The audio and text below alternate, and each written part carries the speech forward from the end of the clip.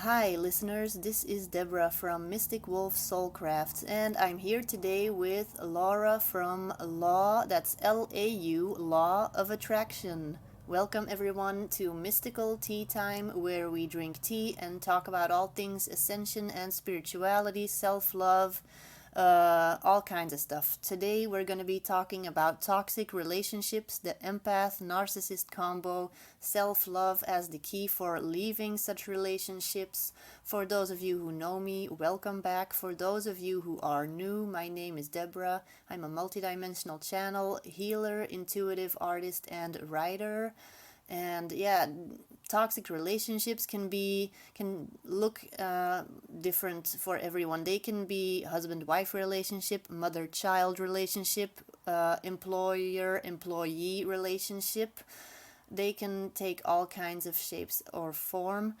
Basically, we're going to talk about what does this look like, and how can you leave such a relationship? What are some of the red flags? Anyway, yeah, so this was really interesting. I really enjoyed talking to Laura, and if you think that you may be in a toxic relationship, you feel like you are scared of the person you are with, that is not normal, and that is a major red flag. If you feel like you have to walk on eggshells around them, if you feel like you have to bite your tongue a lot, you can't just speak your mind because they will get angry at you, that is not normal. Those are all red flags. Please stay tuned. Please listen and listen to this episode and reach out to us if you feel like you may be in a toxic relationship. So here is Laura. Okay, well, let's just dive right into it, maybe. Yeah, so for people listening, I met Laura through Instagram. Yeah, I don't know. I bumped into your page and I was like, oh, that's interesting, law of attraction. And then I'm like, oh, that's law, like LAU of attraction. Oh, that's funny. And I started, yeah. And then I listened to your podcast episode about toxic relationships, and I was listening to it and like, wow, this is like you're talking about me. This is about me and what happened to me. I was like, whoa, this is just amazing. This episode, I was so blown away. I'm like, this is amazing. I need to have this lady on my podcast. Oh my gosh, thank you. No, yeah. It's really sweet of you to say. I think it's horrifying actually the amount of people who have been in toxic relationships and have had these kind of cycles going. And I think, it says a lot about the current climate that we all live in. And I think that culture has got quite a lot to answer for when it comes down to perpetuating toxic relationships as being romantic relationships. Yeah. If you look at, our most recent trope would be, Harlequin and the Joker.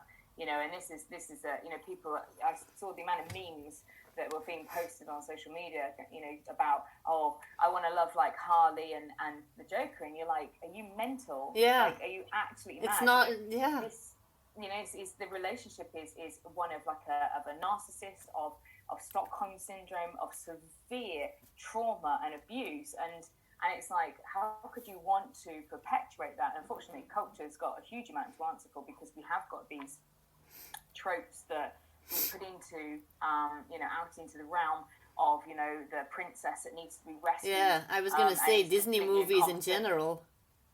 It's just, and it's these things persist and they pervade. But I talk about whatever you want to call it. I call it the machine. And the machine is what serves, what capitalism serves, what consumerism serves, what low self-esteem and all of these kind of things serve.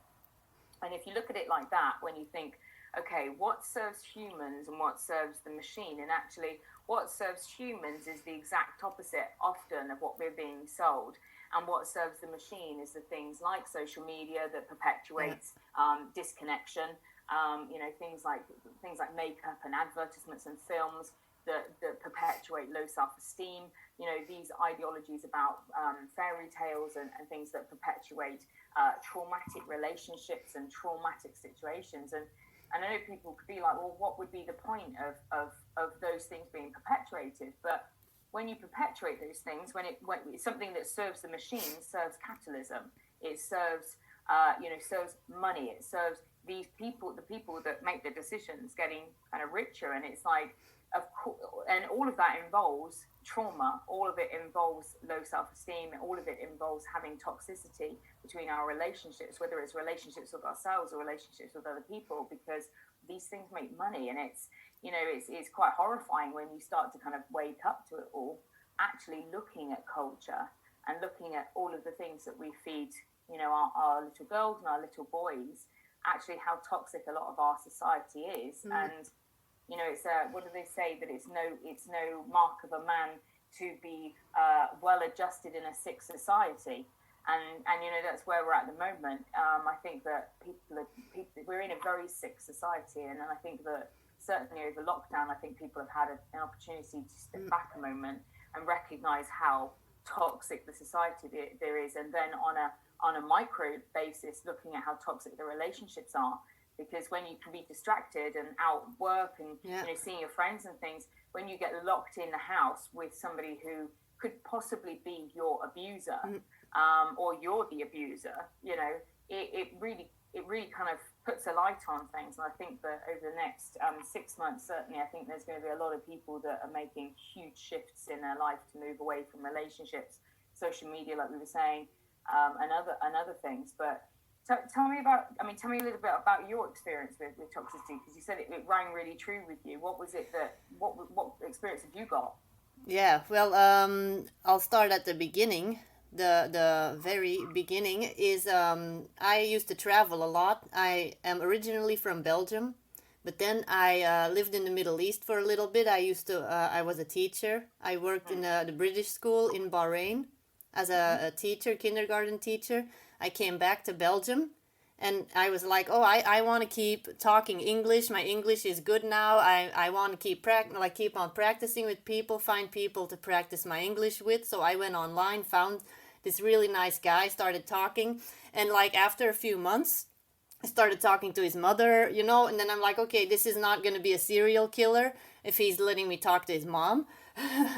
So, and then after like a year of exchanging messages and pictures of family, and like this person all about their life, they know about your life, and then I started going over there to see, okay, like, are we gonna click if we meet in real life? And we clicked, and then one thing led to another, and we started a relationship, and then I ended up moving over there.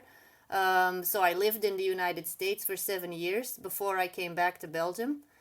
And the thing is, it starts really slow and it builds up gradually, because nobody's gonna like get together with somebody and they're gonna be like punching you in the face, and you're gonna be like, I love you, I'm gonna stay with you. You don't do that, but it starts super, super gradually, and you don't even realize it. It starts with like angry comments, and then you're like, oh wow, that was kind of harsh, and then they're like, oh sorry, I'm so sorry, and then they behave extremely nice to compensate, to kind of confuse, and it's confusing because you're like, I was exaggerating, I was imagining it, and so it went on like that for a while, that he would get really mad at me and then say, sorry, I'm so sorry, I'll never do it again. And then he would do something really nice, and then there would be like a week or two of really nice behavior, and then it would go like, it would be the opposite again. He would get really mad, and it would build up like that, and until it just got out of control with the anger, and it got really bad after our daughter was born 6 years ago. During the pregnancy itself, he was on his best behavior. He was super excited about becoming a father. And but literally the moment that we came home with the baby, it all changed. Like, a silly example, like he was always like, oh, I'll change the diapers, you just wake me in the night and I'll change the diapers, you do the feeding, I'll change the diapers. So the first time I'm like, okay, we need to change her diaper, you told me to wake you, I'm waking you right now. And he just completely lost it. He's like, why are you waking me, leave me alone, I'm trying to sleep. I'm like, whoa, okay. And I was so shocked, like in shock, that I Yeah. didn't even know how to react. So I was like, okay, that's I'm just gonna do it myself because I don't want to deal with this every time I'm gonna ask you to change. So I did it myself, and then I basically just did everything myself. And yeah, it kind of just spiraled on from there. Like another example, when my daughter was 2.5 years old, it's like something silly. She likes this specific type of granola bars. Like she likes eating those in the morning. And we would always have them at the house, and she would get one in the morning in her pajamas. She would eat that granola bar watching her favorite show on TV, I don't know. And then one morning we ran out of the granola bars, I guess, and we didn't get any at the store. That happens sometimes. That's the way life goes. And my daughter was crying. She's 2 years old, so I'm trying to explain to her that's part of life. Sometimes there's disappointment, and I'm trying to hold space for her emotions. Like, okay, I understand that you're upset about this, but there's nothing I can do about that right now. We will get some when we go to the store. That's a normal, like, calm, balanced reaction. And he freaked out. He started blaming me. He started yelling at me over a granola bar. And it's your fault. Basically, it was all my fault. And he completely freaked out about these granola bars, to the point that my daughter started crying. I'm like, now she's upset because you're yelling at me. She's way more upset now about you screaming at me than she was about not having her granola bar. Yeah. Yeah, but I mean, what was like his background? I mean, did he have a tumultuous childhood? yeah, Or some level of trauma? he was abused as a child by his own father. And that's, I kept making excuses for his behavior. I kept making those excuses, but of course now I know that was not helping him or me for making excuses for him, because it kept getting worse and worse.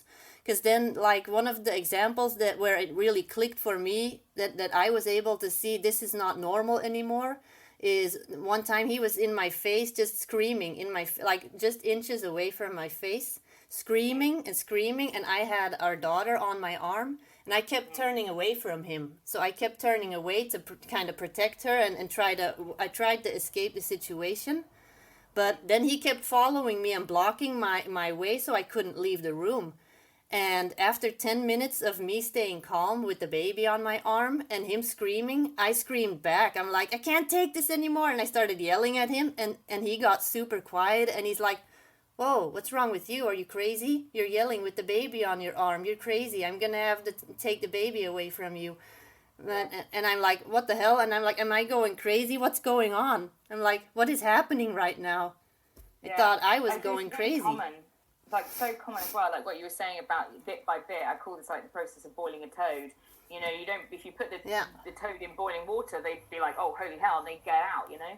So that you increase the temperature, until you don't recognize it's happening, to the point that all of a sudden you're in it. And once you're in it, it's very difficult to get out of it. Yeah. Because you've gone through these processes of being traumatized, of having stress reactions, which obviously debilitates your own confidence, your own self-esteem, your own capability and feeling that you can get out of it. Yeah. You know, you've been demoralized, you know, to be saying like, oh, you'll never find anybody else, you're not going to have all these kind of tactics. And what's really quite devastating is actually that, you know, I've got a podcast video that's called like Hurt People, that explains this process.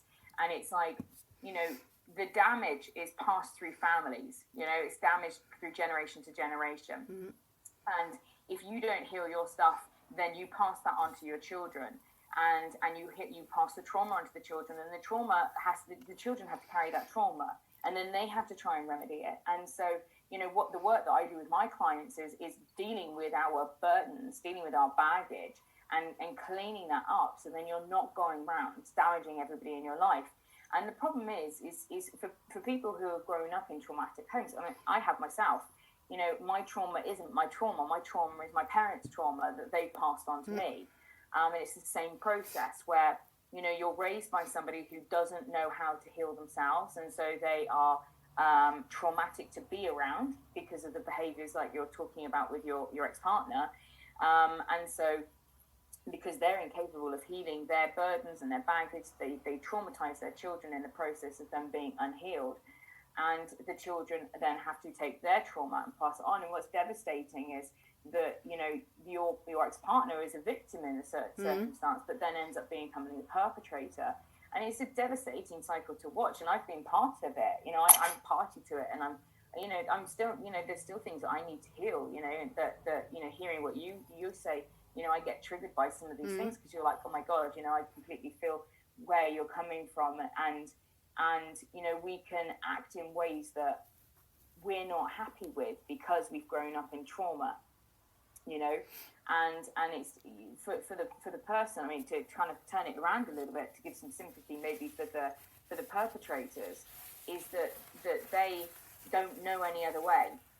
They've not been taught any other way than being abused, and therefore their approach is often abusive because they don't know any other way. And it's like they're a victim in a circumstance just as much as anybody else. The same, my father was abused, and so he was abusive, and it just keeps trickling on. His mother was dropped outside in a box outside St. Bernardo's with her brother, so she doesn't even have any understanding of who she was. The level of trauma goes, back and back and back, and you think whoever her mother was, God knows what trauma she must have been going through to leave your babies in a box outside a nunnery. These are the things that we have to deal with. Is generational trauma on huge levels. And I think something that I've been coping with my life, because I've not always been, I've been abusive. I've been abusive in the past. I've been not a nice partner to be around. I still have moments of it now. When my partner has probably a lot to put up with me because of the ways that we kind of because of the ways that I process information. But the only thing that you can do really, is try and catch yourself and to recognize when you're not being nice. The problem is, it's like when you've been raised in a household that's not nice, and everybody's not nice all the time, you end up becoming the person who, like for me, I got cut off a lot all the time when I was a kid. So nobody ever listened to me. I was never allowed to finish a sentence. And in my house, it's who shouts the loudest gets heard, and I find, I've got this terrible habit of interrupting people and cutting people's ends of their sentences off, because I've got something that I feel, I've got something that's important that can help you, and I really want to say it. And so I kind of like butt in, and you think, oh my God, you're doing something that's not nice, you're taking away from that other person's opportunity to share. And these are like the little things that I talk about that I think, I'm still working through. But they're so deeply ingrained when you've been raised from it from day one to where you are now.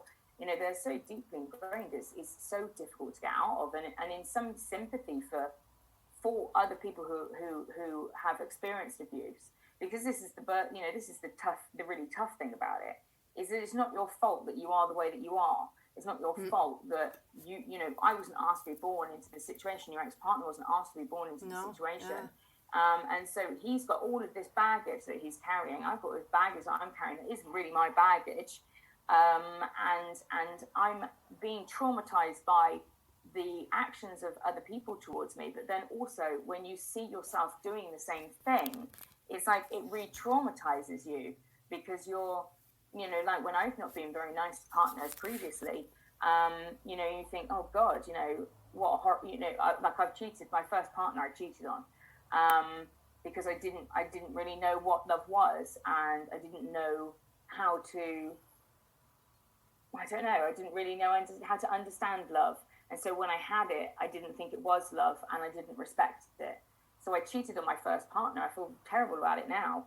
I didn't feel particularly good about it in at the time, but you think, you're traumatizing somebody, and then when you recognize that you've traumatized somebody because of your own trauma, it's like this horrible loop that goes round of being like triggering your own self-esteem problems, of being like, I'm a terrible person, as well as recognizing that, thinking, oh my God, I'm just like my mother, my father, or whoever your abuser is. And then recognizing that you've hurt another person through your trauma. And for somebody who is traumatized through somebody else's trauma, it's a lot. It's a lot. And I think in recognizing that is actually that probably almost the person that's traumatizing you is even more traumatized through their actions than you are. And that sounds kind of like a bit mad, maybe. No, I understand. I completely, you know, yeah, I can, because it's not to let them off it. It's kind of understanding, like, actually how damaged that person is. And when you can kind of understand how damaged the person is, you can kind of pull yourself away from it a little bit, recognize it's nothing to do with you, and try and leave that burden with them a little bit. But like you say, you can't fix these people. They have to fix themselves. It might not be their fault, but it's their responsibility. It's sure as hell not yours to try and fix these people.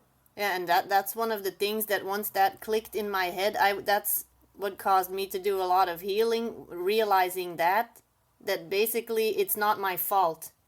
I didn't, like, it's basically, it's not their fault. It's just something that they don't, well, they didn't have control over when they were growing up, but they do have control over the present moment and the responsibility to change now. Like, they can be in victim mode and say, oh, I had a horrible childhood, poor me, this and that, but that's not going to make you happy. No, definitely not. I've got a podcast called, The Crown of Victimhood, and some people display these crowns, as if it was a bloody prize or something, and it's like, this isn't, and they expect that because they've been traumatized that they can get carte blanche to behave however they want to behave.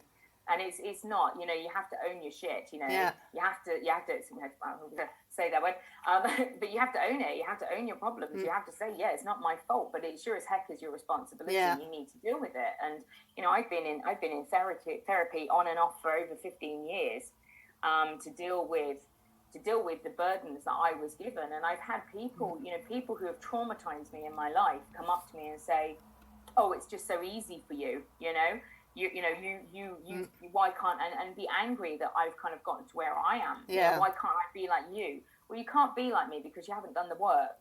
Because you've not accepted responsibility for your trauma. It's like, just because you didn't create it doesn't mean that you're not carrying it, and it's not your problem. If I cut you, it's my fault that I've cut you, but it's your responsibility to heal it.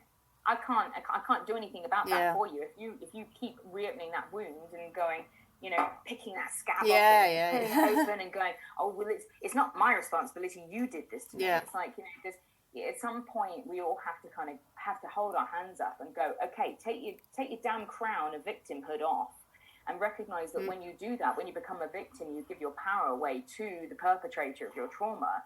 And then when you do that, you can't heal yourself. And healing is a hard journey. I'm still healing now. I've been doing, I had a nervous breakdown when I was 15. And that was after 11 years of experienced trauma. First time I can remember a traumatic incident in my household, I was 4 years old. And I've been experiencing trauma from the age of 4, probably before, but definitely I can remember from around the age of 4. And I'm experiencing that when I'd had 11 years of it. And in my family, we were taught to kind of, family problems are family problems. We keep it to ourselves. I was very isolated as a child. I didn't really have any friends. I've never had a birthday party as a child where friends came over or anything. And I was in a very privileged situation. We had a massive house, 5 acres of land. It would have been ideal to have friends over, but I wasn't allowed that. So it was very, very isolated. And when you're in trauma, when everything is traumatic and that's the only thing you have other than going to school, and at school I got quite badly bullied as well. So it's trauma. I remember from your podcast you were talking about that. Then there's just no place where you can, it's just tension everywhere. And I had a nervous breakdown when I was 15. I spent probably from at least the age of 11 wanting to commit suicide because I couldn't see any way out of this situation. I'd been in severe depression for a very long time, and I got to sort of 15, and I had a nervous breakdown, and that was the beginning actually of me being able to work through some of my trauma, because ironically the nervous breakdown gave me a breath of air. It stopped, my brain basically just broke, and I stopped to be able to feel. like it was like it just went on overload and I short circuited. Yeah. And then after my nervous breakdown, it was just like I had this. It was a very short respite, maybe a few days, maybe a week. I don't know. Very, very hazy around that time, to be honest. But where I just didn't feel anything. I didn't feel anything. You know, my mum could have died, and I would have just been like numb. Yeah. I just was numb. And actually, it was really joyful, really, because when you've been feeling so much and there's been so much trauma, it's enjoyable to have that respite. It was like a holiday. You know, yeah, that's kind of what happened to me in 2016. I had this very similar experience, but that was after my ex-husband, like the behavior I was mentioning before, but it started getting worse and worse. Like a few incidents just off the top of my head. My daughter was about 2 years old, and I was putting her in the back seat of the car in the parking lot in her car seat. And for some reason, something I said triggered my ex-husband to the point where he started screaming. I put my daughter in the back seat, and I was about to walk around the back of the car to the front to get in, and he just drives off with my daughter in the back seat, and he decides to just pull off of the parking lot and leave me in the parking lot. So I'm like, oh my God, what is happening? He's just driving off and leaving me here.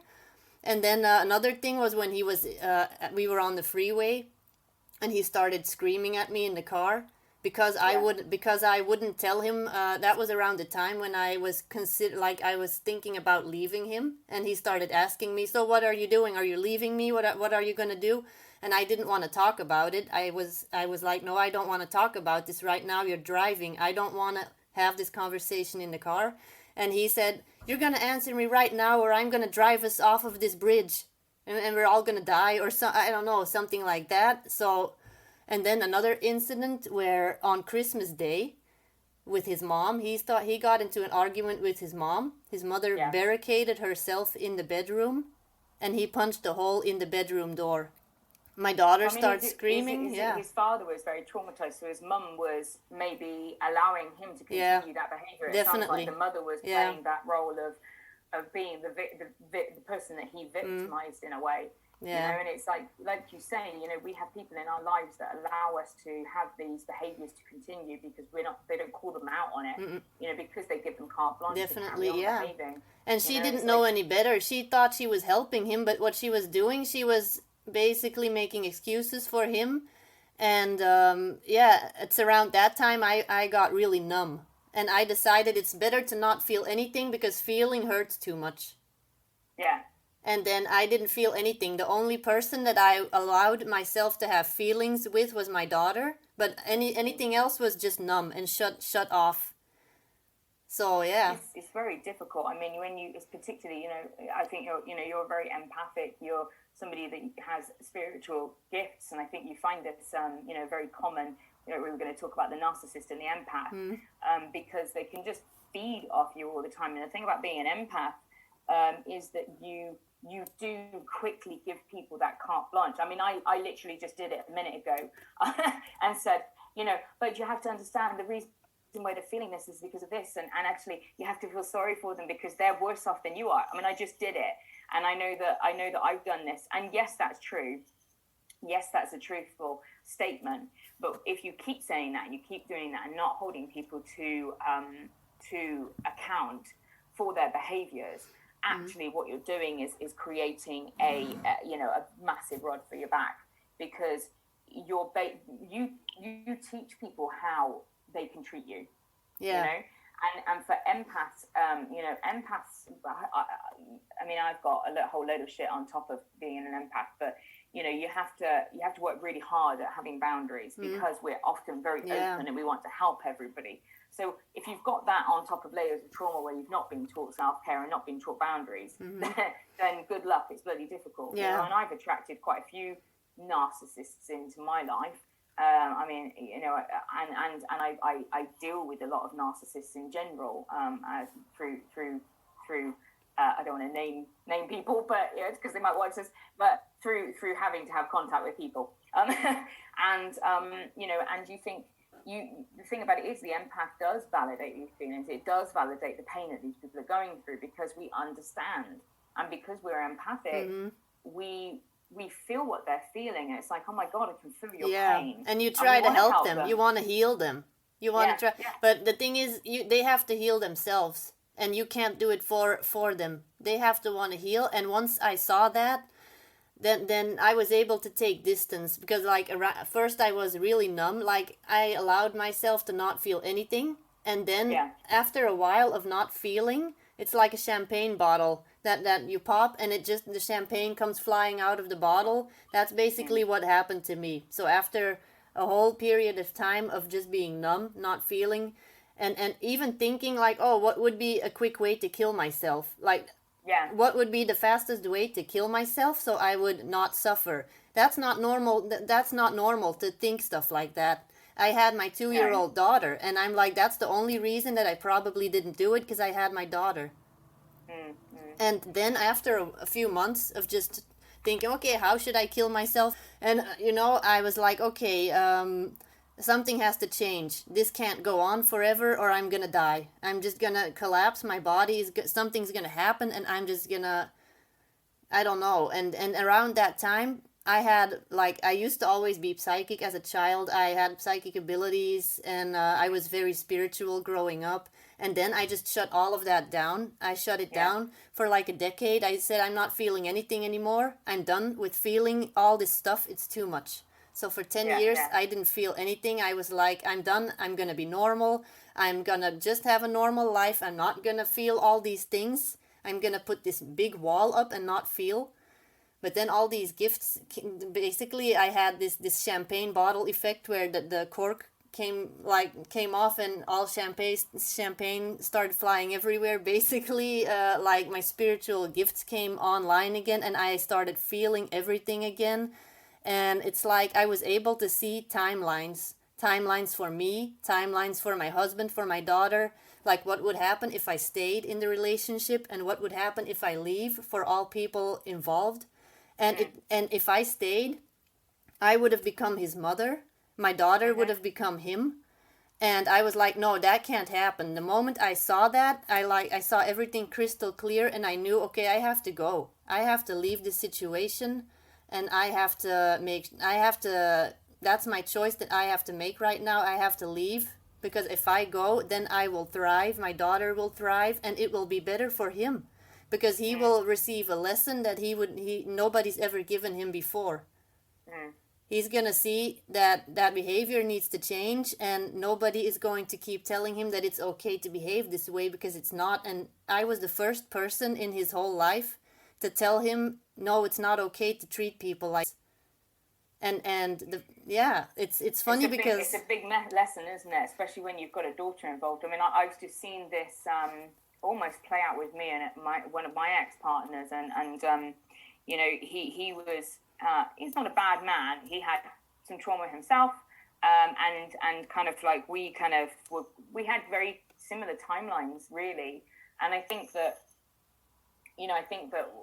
we broke up, and he tried to come back to me, and I was like, this isn't going to work. And obviously I'm engaged to another man now, but it's this feeling that I felt that he feels that he could have just come and picked me back up, and I would have been waiting for him. And no, and I think that I could see the similarities really between my mother and father's relationship, where actually when you decide to put them before you, and I think that this is a really common thing, is where we say, oh, well, they're suffering, and so I'll suffer instead of them, because that's kind. And so we kind of do this in empath, do that, like, okay, you're being abusive to me, but I see that you're in pain, so I'm going to allow it. And what we're doing is we're putting somebody ahead of ourselves. yeah. And it's like that ideology of like, put your own oxygen mask on before you serve anybody else, because you can't do anything for anybody else. And I think, when I had this in my experience of this moment of when when he came back to me and was like, I love you, I miss you, and I was just kind of like, that's great, but you're too late, mate, and it was like, it was 2 years too late, and I could have destroyed my whole life and my whole world to come back to him, and I could see this, like you say, like the timelines. I could see this timeline that had been going through generations of my family, where people had foregone their own safety, foregone their own happiness to try and make somebody else happy, and where that had led them, and it had led them to violence and devastation, abandonment, low self-esteem, abuse. And it's just like, I could see it, and I could see it so clearly. And it's like, although part of me at the time was like, oh my God, I still love him. I want to go back. And then the other part of me was like, what the hell are you doing? Because there's a part of you that's traumatized. That, for me, abandonment is one of my big issues. When people abandon me, because I've been abandoned time and time again, and traumas of people who were like lifelines to me as a child, who died when I was like 8. My grandfather died when I was 8, and this other piles of trauma on top of trauma on top of trauma, and it was like people that signified sort of freedom and love that didn't come with abuse, then dying. It's kind of like, that's even more traumatic when you're in a situation where it is abusive. And I'm not saying I wasn't loved. There was a lot. It could have been a hell of a lot worse than what it was, but that's like an adult mind looking back at it. As a child,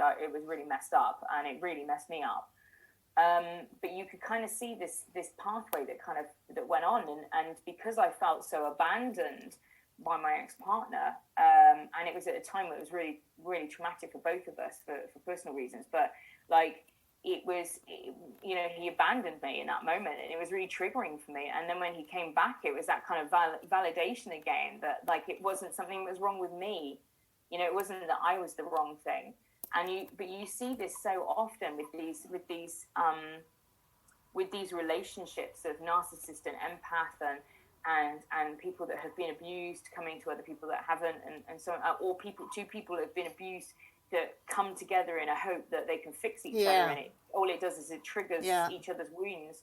And you see these, like you say, these timelines that play out, that have been playing for hundreds of thousands of years in this dalliance of trauma that continues, because people don't want to own their shit. They don't want to go like, this is my problem, I have to fix it, because they want somebody else to fix them. And it goes back to that original point about toxicity and culture, of saying, oh, I'm meeting my other half, I'm finding my soulmate, and all this other nonsense. And it's like this stuff that almost sometimes we try and trick ourselves with. I sometimes think, oh, maybe my ex is my twin flame, and that's why we do this thing. And it's just like, just stop trying to trick yourself, Laura, into entering back into trauma, and because it feels safe. This is the thing for me. It's familiar. Trauma and abuse feels safe. And so when I have this very traumatic up and down, for me that feels like normality, and then normality feels kind of boring. Yeah, that's what you were saying in your podcast episode. I think that was your episode where you were saying like what normal people would experience as stressful, you experience as normal, or like mildly stressful. You're like, oh, that's not a big deal, that's normal. That's not stressful, but like, that's actually stressful. But that just goes to show you under what kind of stress, constant chronic stress, you were as a child, if you consider stress to be normal. I mean, it really messes you up. I mean, I suppose it's a way, for some people, if you imagine you've been to war and you've been in a wartime situation, you really understand what true stress and true anxiety is. And it's like you've had your system calibrated to a different level than most normal people. When you go to work and your boss says to you, oh, I'm a bit worried about your work, most people would consider that as like, I'm really stressed at this current moment in time. For me, I'm like, what the heck are you talking about? That's like a good day. Like somebody's not screaming in your face, spitting in your eye. That's a good day. But the problem as well with that is that because people who've been traumatized have got a different calibration to it, that they experience like, it took you to go to that level for him to understand that the behavior wasn't suitable. And at that point, he was like traumatized by you, because he was like being re-traumatized by your aggression. Like, oh my God, I feel like a little boy again. You're my father. And then at that point, he recognizes the toxicity of the situation. But it's like, it's so, I mean, I don't know what the answer is, other than really just working on yourself. I mean, sometimes I think to myself that maybe I can't be in relationships with people, and maybe people who have been through trauma can't be with other people because it takes a lot on a daily basis. If you're with somebody who's normal, my partner's incredibly normal. He's not had any trauma. I said to him the other day, what's like the most traumatic thing that you've ever been through? And he sort of said, oh, he had arguments with his brother when he was little. And I was like, like, how can you relate to that? I'm like, he's so normal, like I'm jealous of it at points because I see how normal his parents are and how normal his relationships are, and I just think like, oh my god, I wish I'd had that. Obviously I wouldn't be able to help anybody if that's the thing. We go through these experiences so that we can help people because we've gone through these experiences, and that's the thing. People, you posted a video on Instagram, I think, a few days ago, where you said that one of your clients was surprised that you didn't always have it together every day. That's the thing. No. We're not perfect. I still don't. But like you say, because of that calibration, I mean, during lockdown's been pretty tough. And actually, I've had like Saturn return to my sign. And at points, I've been really, really depressed, like seriously quite depressed. But for me, my idea of like what most people would say, like serious depression, where I've kind of been thinking like, maybe I just, you get a moment where you just think, oh, I'll just kill myself. That will fix it. And you think, well, that's not, for most people would be like, that's a real trigger that you're not normal right now. But for me, because it's like a, an hour or something, I feel like that. And then I can pull myself back out of it and, whatever. Because of that, it kind of makes you think, oh no, it's nothing, and because I've had a nervous breakdown, been suicidal, been a self-harmer, been really, really bad, if you're thinking, well, I'm not doing that, I'm okay. But this end of this is so extreme compared to most other people. If I said to people, or I had a week where I was feeling like really overwhelmed and I didn't feel very good and I was crying, and then people would be like, oh my god, you're suffering from depression. And I'd be like, no, don't be so stupid. Like, from my point of view, I'm just like, because you've experienced real depression, so it's all about perspective. Yeah. But it is problematic, I think, because, returning back to those people who are abusive, is because most people who are abusive, who experience such levels of abuse, is they don't really think that their abuse is abusive in a way, because their level of abuse, if you've been raped, tortured, attacked and brutalized, and then somebody comes and punches you on the arm, that's like nothing. That seems friendly. That seems jovial. But if you've grown up in this in this home where nobody's ever touched you and you've always been cosseted, and that isn't appropriate, somebody punches you in the arm, that could be for you the most violent thing that you've ever experienced. And I think the problem is for people who have been traumatized and that have been abused themselves, they don't see their behavior as abusive because their calibration is so extreme.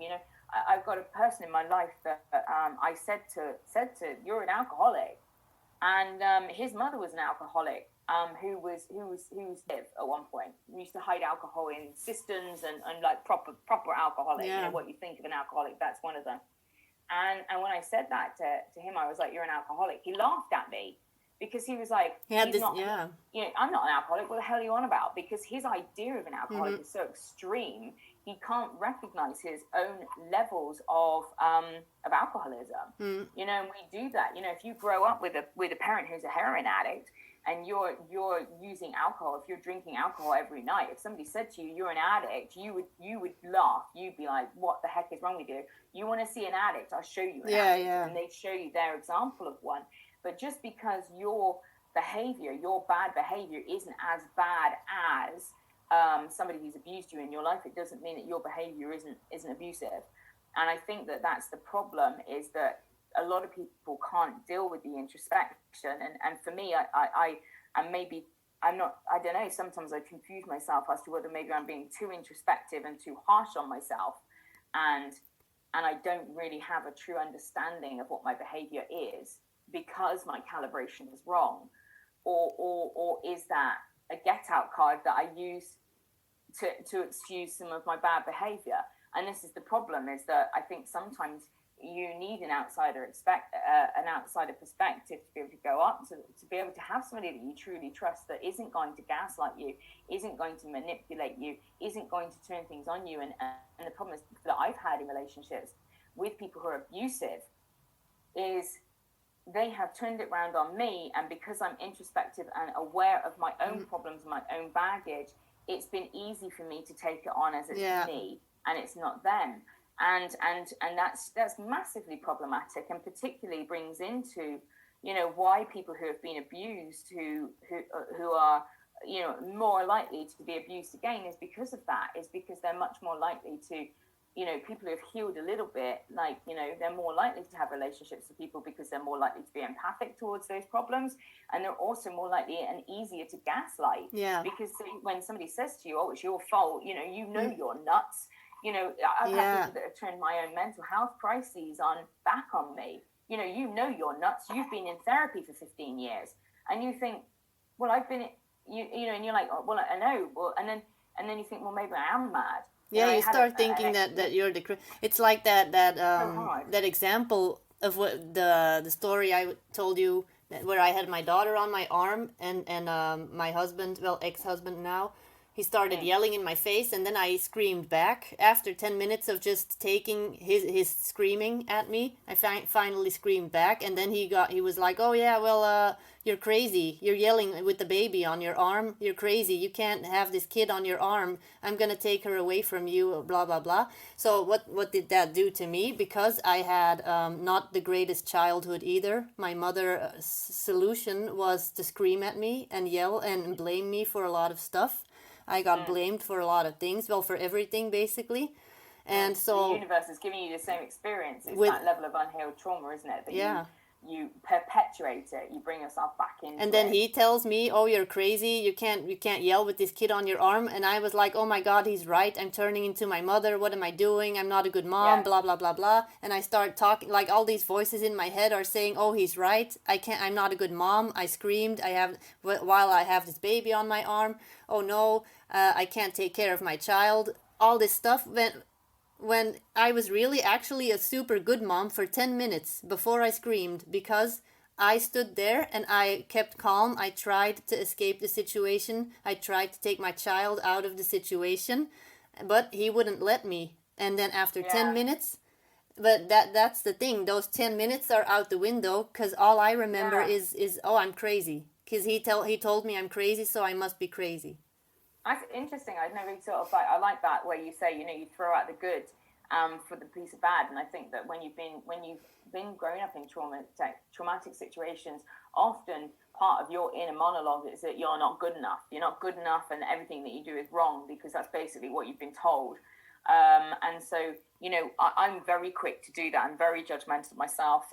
You know, the reason why I probably work as hard as I do and have been as successful as I have been in my life, you know, is because it's because I'm very bloody judgmental of myself, and I'm a perfectionist. And I think it's what's really important is to recognize that if you have been through these levels of trauma, is to try and be a little bit kinder to yourself, and recognize, like what you just said there, you know, did I crack? Was all my actions, because I think something as well is that black and white thinking, you know, is very common. It's like everything's all bad or everything's all good, and actually it's not. You know, it's very many shades of grey. And you know, I think is recognizing is like being able to sit down and have introspection instead of just automatically going into those inner monologues that were given to you by somebody else's trauma. Is thinking, you know, what did I do that was good? You know, did I do anything good in this situation? Have I got anything to be proud of in this situation? And I think, everybody's got their cracking point. And, you know, this is why it's so important that if you are in toxic situations, that you get yourself out of them, because at some point you will be pushed to behave in a way that you don't want to be behaving, you know, and we've all got our breaking point. And it, you know, this is where, you know, you have crimes of passion where somebody's been abused for years and then suddenly they murder their husbands, and you think, with this poor person, they've gone through all this level of trauma, and then suddenly they've through really no fault of their own, really, other than awareness to get out, and that's said than done.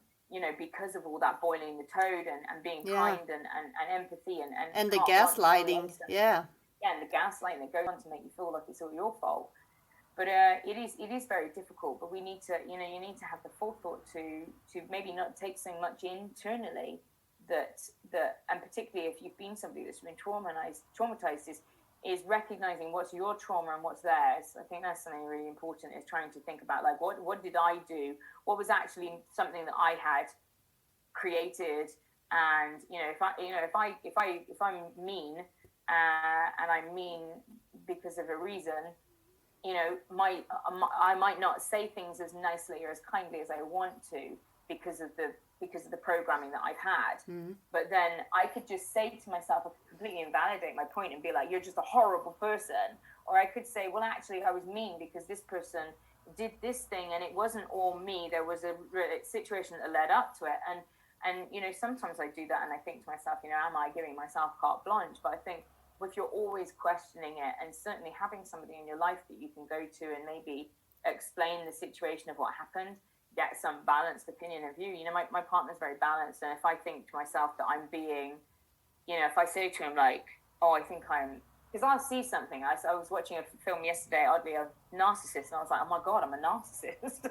and then I get into this loop of like, I am this, and actually I'm not that. It's that I'm traumatized, and that I think that, and because I'm very introspective, it's easy to pick out all of your behaviors and assume that that's how you are all the time, but actually that's not truthful. And I'll go to my partner and be like, do you think I'm this? And he's like, no, you're a nut job. Like, what are you on about? Literally, you spend all your time trying to help people. How could you be a narcissist? Or how could you be? But it's because of this, I suppose, almost like a heavy fear of becoming the thing that you're desperate not to become. Yeah. And so you become so paranoid, really. And as soon as I see any glimmer of bad behavior from myself, I panic. Because I'm like, oh my God, I'm this person in my life, I'm that person in my life, I'm doing the same as this person. And I think the problem is that as well, because my calibration has been so extreme, I've got so much more evidence to pick up on, whereas most normal people, normal life to them is just kind of normal, and they wouldn't pick up on little tiny like minutiae points of things, and whereas I pick up on those little minutiae points and thinking like, oh my God, that means you're a sociopath, that means you're a psychopath, and it's and you're like, and then you start to kind of look for other stuff, and it becomes confirmation bias, and that's something I certainly struggle with, and I think maybe sometimes a little bit of knowledge is kind of dangerous for people who are empathic and frightened of becoming like their abusers, and also very kind of perfectionist traits, and that's something I like I was saying, quite transparent, because I think a lot of people think that I'm just fixed and I don't have any problems, and that's just nonsense. I work really hard to have a good day. I work really hard to make sure that I don't fall into these traps, because once you've been damaged to the level that I've been damaged, it is very difficult to live a normal life. But it doesn't mean it's impossible, and I'd rather try than give up. And that's the thing, because you're taking responsibility for your own behavior. Yeah, and that's the thing. If nobody ever tells you or shows you the boundaries, then you're not going to see that you're crossing a boundary. Somebody has to be willing to show you. Yeah. How did you? I mean, you say you're putting boundaries in place with your partner. I mean, what experience do you have with putting boundaries in place? Because it's really difficult, particularly if you've been traumatized. Well, I had to set a boundary in a very radical way that I wouldn't really recommend. I literally took my daughter and left the country because I was scared for my safety. So I had to take her and leave. And I had to do it this way. And then after a period of completely no contact, we started talking, and he had also realized, because of the no contact, because of the way I left, he realized he could see everything from a different perspective. He said, okay, I'm in counseling. I realized that the way I treated you was completely horrible, and he admitted to me, he said, I have to work on myself, I want to be there for my child. And now they are in contact, they talk to each other online through video chat, and I can tell he's been working on himself. But I know if I would have never set that boundary, he would have never worked on himself the way he's doing right now. So I know that in the end what I did was necessary for everyone involved.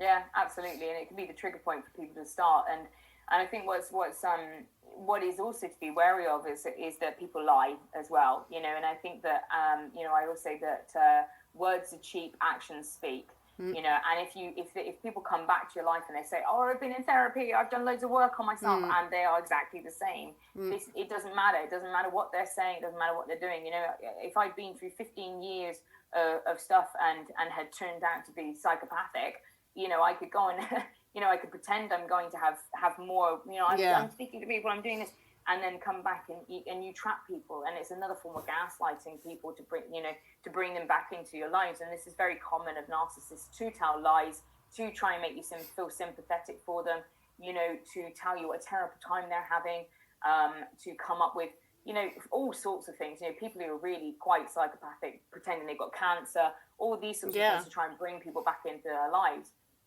And then, you know, what you've got to do is make sure that you've always got really strong boundaries and very quick to cut off. If you see that they're the same and nothing has changed, then it's cut off again. It's time, like, you haven't changed, you know. And I think that that's really important, is saying that, you know, words are cheap, because you can say anything. I can say sorry and then punch you in the face again. I can say, oh, I'm really sorry, I did that. Like you said with your ex-partner, you know, they put this good behavior on for a while. They love bomb you for a bit. And they draw you back into it. And then once they feel that they're secure again and that they've drawn you back into their nonsense, they're back to the bad behavior again. And the only thing that can stop that isn't you trying to change them, isn't you being with them, it's you putting a boundary in place to say that this isn't happening. Because the only ring fence you can put around your safety with a lot of these people is isolation from them. And it's a really tough one, particularly if that's, you know, if it's a parent or a brother or a sister or somebody that is your family member, because it's like, that's really hard, or somebody that you love because you want to be with them. But you have to have these boundaries in place, and like you say, recognizing that putting those boundaries in place actually serves you. It starts the healing of the trauma, and hopefully for them it will trigger a self-analysis and introspection in their lives to recognize that their behavior isn't on, you know, and they can't keep behaving that way. So I think strong, you know, for people listening that want something that's actually helpful, is owning your own stuff, and recognizing what is yours and what is theirs. Trying to have a balanced friend that you can go to speak to what is, you know, do you think this is normal? Do you think that's not normal? Because often when we're being abused, we don't talk to our friends about it because we're embarrassed. And actually we don't want them to hear how badly we're being treated. We don't want them to hear, because we're embarrassed that we're allowing these things to continue.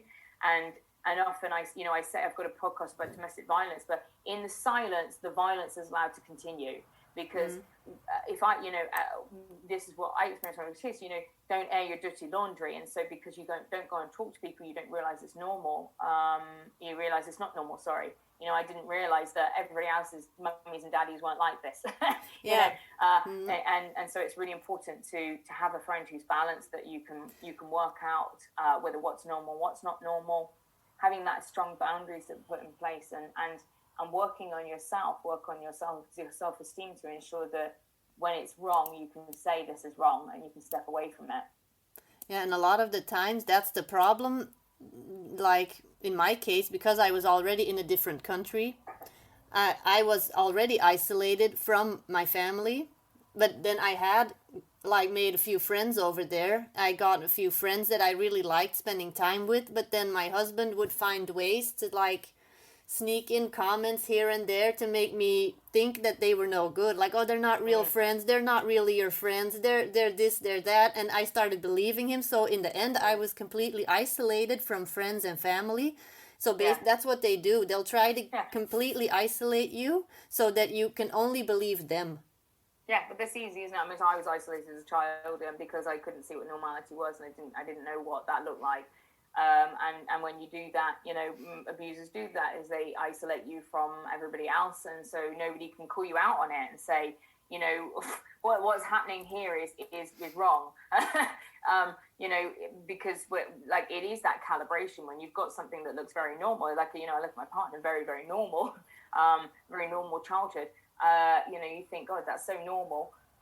When you see something that's very normal, it gives you that complete disparity between what Exactly. you've got and what you haven't got. You know, I think silence is really important. Having a trusted friend that you can go up to, and if you're somebody, you know, if you're a narcissist who's listening to this, if you're somebody who's abusive listening to this, you know, is recognizing that the responsibility falls on your shoulders.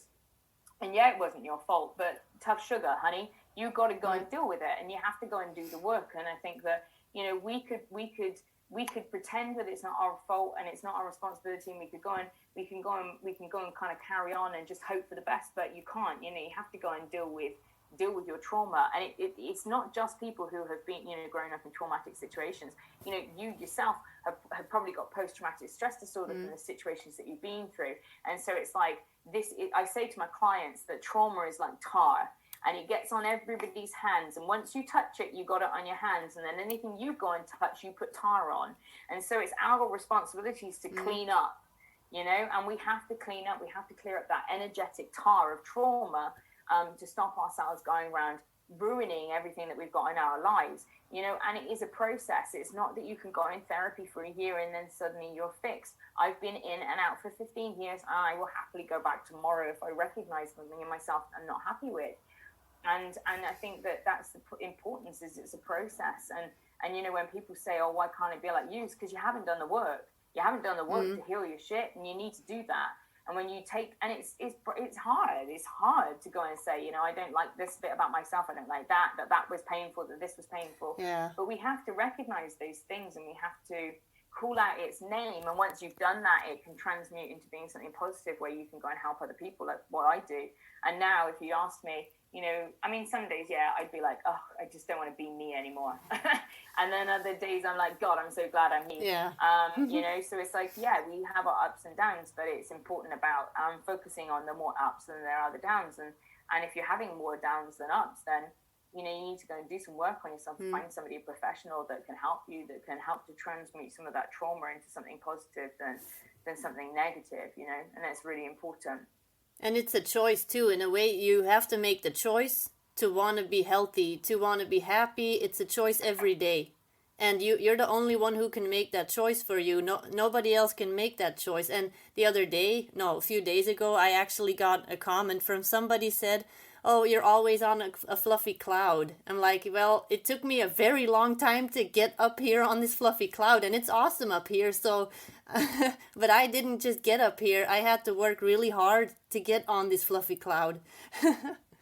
It's really difficult. And I think that, you know, like we do work really hard. And I often say to my clients, you know, it's about a process of catching yourself, because depression and trauma and stuff is a little bit like having your toe in a lake, you know, and if you're leaning over and putting your toe in that lake, it's easier for you to fall in. And so, you know, it is that kind of process of recognizing when you're putting your toe in that lake of depression and pulling yourself back out of it as quickly as possible, to put those techniques and you know, meditation, self-care processes, whatever it is that you use to help to pull yourself back up out of it, in place to help to heal yourself. And it is a process of hard work. It is a process of catching yourself when you're, you know, for me, when I'm not doing as much self-care as I need to, or when I'm putting other people before me, or I'm being a workaholic, or whatever my things are that I tend to do when I'm stressed, as distractions, you know, I'm recognizing that in myself, and then going like, oh, hang on a minute, that what I'm doing isn't helpful. It's making the situation worse, and catching myself before the situation is really worse. And I think that is the process of healing, really. So when people look from the outside and they're like, oh, you're always positive, you're always happy, like, well, yeah, I'm not going to show you me crying in my bathroom thinking like, should I just hang myself now? You know, you don't see that on social media. No, you don't do that. People, that's the thing with social media. You only see people's good times. You don't see their bad times. No, and I think that we've got to be, you know, and this is why I posted that thing on Facebook the other day, was having that transparency, that people recognize actually, you know, healing isn't about never having trauma. Healing isn't about never feeling happy, never feeling sad anymore, because that's toxic positivity. And I got into that point, when my ex-partner broke up with me, I didn't tell anybody about it, because I was like, I ain't telling nobody. I'm not recognizing that. I'm going to manifest him back. I remember. I heard that on one of your episodes. You were yeah, I remember. That was funny when I manifested him back 2 years later in the middle of a load of crap that caused me a load of problems. So be careful what you wish for, people. But it is about recognizing that, and it is like you can't come into this toxic positivity. Human beings are the duality. Our universe is about duality. It is about the up and the down and the sad and the happy. And you wouldn't have, the darkness without the light. You wouldn't have it without the happiness. And so it is about having that, but it isn't about bathing in it, wallowing in it, and just saying, I'm going to just wallow in this misery for the sake of it. It's about recognizing, for me, oh my God, I'm feeling really stressed. I'm feeling really anxious. I'm feeling really depressed. Why do I feel this? What's going wrong at this moment to make me feel this thing? And maybe it's because somebody's triggered me. Maybe it's because I'm lacking on self-care. Maybe it's because I haven't slept enough, or whatever the process is. And instead of it being like, oh my God, I'm in abject depression, I'm like, okay, let's try and be practical about this and put some techniques into place to raise myself up and bring my energy up. And actually, going back to what I was saying before, when I do have these blue days, I am able to pull myself out of it quicker, and it doesn't escalate to being something that's, months and years and stuff, because I put those things in place. And so, it's important. So, techniques, pull those into yourself, find some friends that can call you out on your own burdens, your own stuff, but don't accept anything less than kindness, than respect, and that going back to the Bible, treat others how you want to be treated. And if you're not doing that, you need to question why. And if it's because you weren't treated that way, doesn't matter. You need to find a way to heal that, so you're not being. It's about learning to choose yourself. Yeah, you have to also realize that you are worth being treated well. You are worth being loved. You are worth every good thing in the world. You have to also realize that you deserve love. You deserve happiness. And until you realize that, you're sometimes not going to make the choice to find someone that will treat you this way. But once you start realizing that, then you're not going to settle for anything less anymore. Yeah, absolutely. And what a place to leave it there as well. I think, making sure that we recognize that everything, all of this starts in self-love. Because if you don't love yourself enough, then you are more likely to treat people badly, because you don't know what love looks like. If you don't love yourself enough, then you're more likely to allow people to treat you badly, and this is where these cycles are allowed to continue. So, start with self-love, start with looking at you and recognizing that really there's nothing wrong with you other than the fact that you're carrying a load of trauma on your shoulders for a lot of people. And work on those ways of loving yourself and actually showing up to the world in a loving way as well. And when we can do that, when we love ourselves, I say, if you only half love yourself, you can only half love everyone else. So it's like, if you fully love yourself, then you show up to the world as somebody like that, and you're not spiteful, you're not traumatized, you're not traumatic to be around, you're not vicious and vile towards people, because you're not vicious and vile towards yourself, traumatizing yourself. And so working on you is really the first part, and taking the time to do that is really important. But I want to say thank you for having me on your show. Thank you for being on my podcast. It's a different podcast. I think we've just, I don't normally talk that much about myself, actually, to be honest. Maybe I'm just kidding myself. I'm not sure. Maybe all my podcasts are me talking about myself. But I think maybe it's actually quite nice, because I think some of my, like I said, about toxic positivity, that I think maybe a little bit, sometimes I should be more transparent, maybe, to say to people that I'm having struggles at points, and lockdown's not been fun.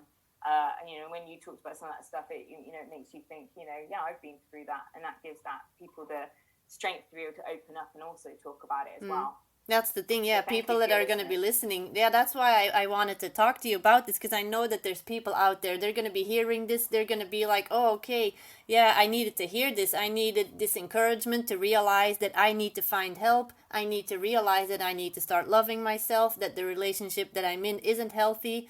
And if we can only reach one or two people in this way, that's what it took for me. Just one I just listened to a few people online. I was listening to podcasts, and all these podcasts, they started influencing me too, and that's just what it takes. One person that says, oh, I resonate with that message, and you change their life forever.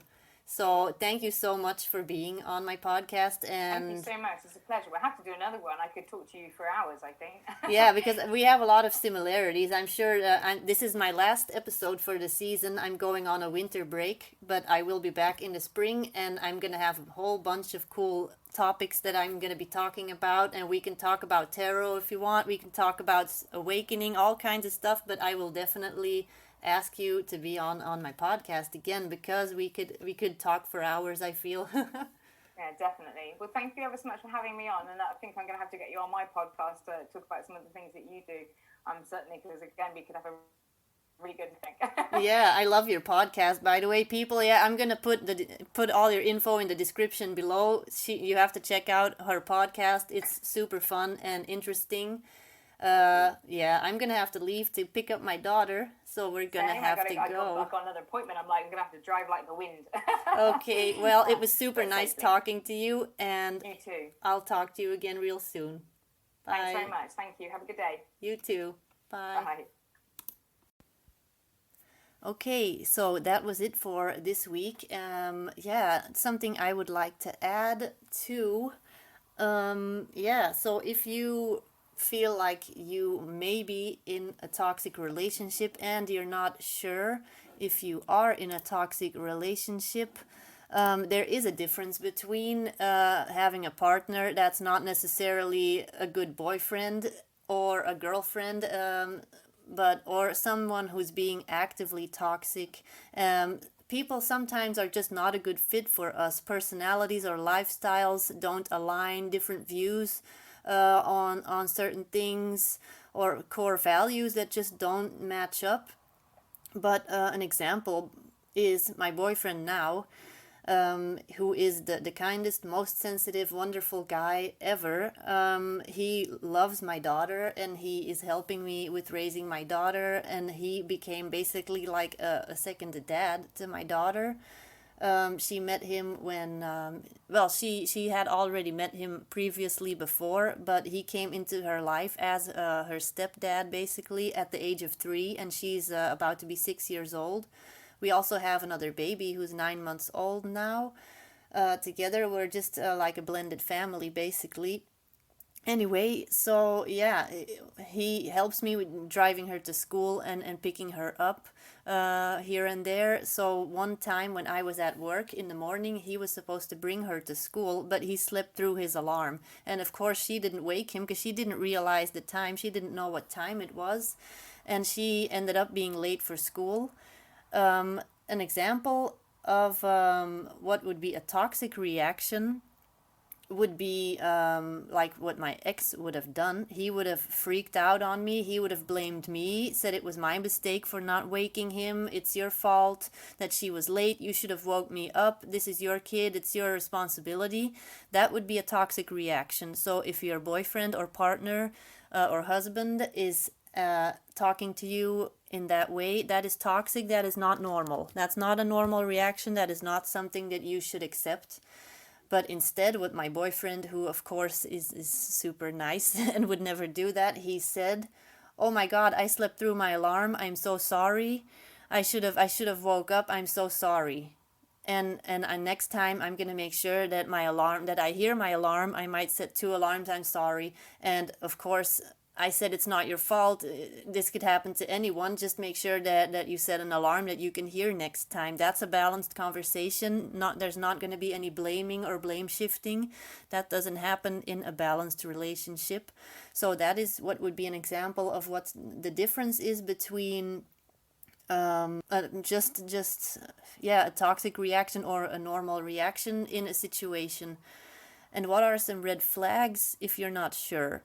If somebody makes everything about them, if your life ends up being completely about them because there's just so much drama always surrounding them, that is a red flag. If the relationship is basically all about them and surrounding their decisions, what they do, and basically you have to turn your life around completely for them. And if also you want to address an issue with them and they don't want to talk it through, They dismiss your emotions. That's also a red flag. They don't take your emotions seriously. And if you start justifying their bad behavior because of trauma that they went through, that is a red flag. And also how they treat their friends and family. If they don't treat their friends and family with respect, if they are mean or dismissive of their emotions, and like when you meet somebody and you notice this kind of behavior, don't think, oh, they'll be different with me, I can change them. No, they will eventually treat you the same way unless you set clear boundaries. Yeah, and that what brings me to the next thing that I wanted to talk about real quick still before I stop this podcast. Can a relationship evolve from being toxic to healthy once it's been identified and the issues have been addressed? It depends on the person. They have to be willing, like we said in our conversation earlier, they have to be willing to take responsibility. So if you are with somebody that is toxic, they have to want to go into therapy, they have to want to change, they have to be willing to do the work. And if time after time it becomes clear that that's not going to happen, you have to choose you.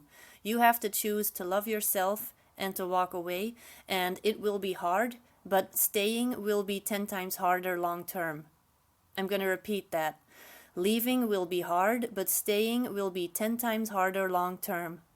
It really is true. Take it from me. And if you are not sure if you're in a toxic relationship or you want somebody to talk to, please reach out to me. Please talk to me. You can find me on my Instagram, on my website. There's a contact button and you can email me. Just reach out to me or reach out to Laura. Reach out to either one of us because I would rather hear from you. And don't think you're disturbing me or bothering me. Please reach out to me. I think that's it for this week. This was kind of a heavier topic, but this is necessary. We need to talk about these things, and I'm so glad that you decided to tune in and join us for this episode. You can connect with Laura and her work on her social media. All details will be mentioned below in the description box. I'd love it if you commented so we can keep the conversation going. And if you want to stay up to date on all the podcast episodes, make sure to go to anchor.fm/mysticalteatime. There you will be able to find all podcast links and also a YouTube channel link. In between podcast episodes, I post regular short videos on IGTV, so follow me on Instagram if you aren't already. And I will see you next time, although, like I said before, next time may be a little while. This was episode number 11, and 11 is a magical number for me. I also felt the call to make this the last episode of the season. As the temperatures are cooling down, I will be going into my writer's cocoon, a little bit of a winter hibernation to work on my book that I'm working on. I will be back for a season 2 next spring because I love having people on, love talking about all these topics. I will be posting shorter videos on IGTV, like I said, so follow me on Instagram for more video content, and I will see you next time. Bye.